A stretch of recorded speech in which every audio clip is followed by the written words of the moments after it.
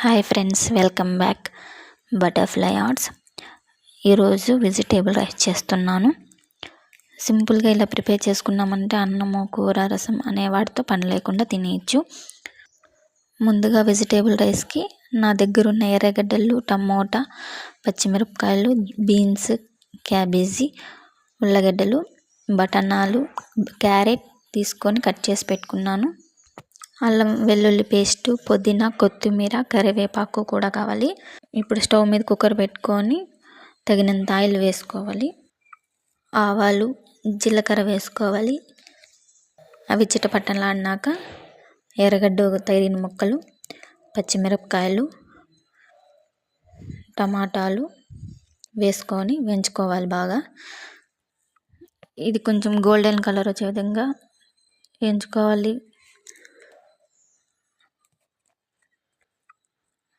Tomato, ఎర్రగడ్డ వేగినాక ఇప్పుడు vegetables అన్నీ వేసుకొని వేయించుకోవాలి. ఇందులో కొంచెం పసుపు, తగినంత సాల్ట్ వేసుకోవాలి. ఇప్పుడు అంతా కలిసే విధంగా బాగా కలుపుకోవాలి. సాల్ట్, పసుపు అంతా కొంతసేపు ఫ్రై చేసుకున్నామంటే బాగుంటాయి. ఇప్పుడు అల్లం వెల్లుల్లి పేస్ట్, కొత్తిమీర, కరివేపాకు, పుదీనా మనం అన్నీ రెడీ చేసి పెట్టుకున్నాం కదా, ఇవన్నీ వేసుకొని అంతా కలిసే విధంగా కలుపుకోవాలి. ఇప్పుడు ఇలా అంతా కలిసిన ముందుగా నానబెట్టుకున్న బియ్యాన్ని దీంట్లో వేసుకొని కలుపుకోవాలి. నేను 1.5 గ్లాస్ రైస్ నానబెట్టుకున్నాను. ఇప్పుడు ఈ రైస్ అంతా మళ్ళీ మొత్తం కలిసే విధంగా వెజిటేబుల్స్ బాగా కలుపుకోవాలి. 3 గ్లాసెస్ ఆఫ్ వాటర్ పోసుకోవాలి.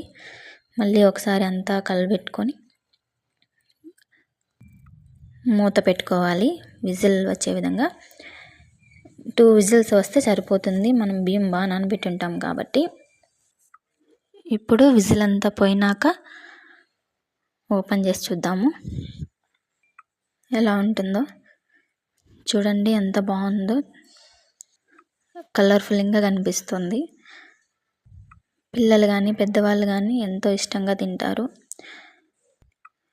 హెల్తీ కూడా. ఇలా తిన్నామంటే కూరలతో పని లేకుండా వెజిటేబుల్స్ అన్నీ తినచ్చు మనము. ఇప్పుడు ప్లేట్లో సర్వ్ చేసుకుందాం.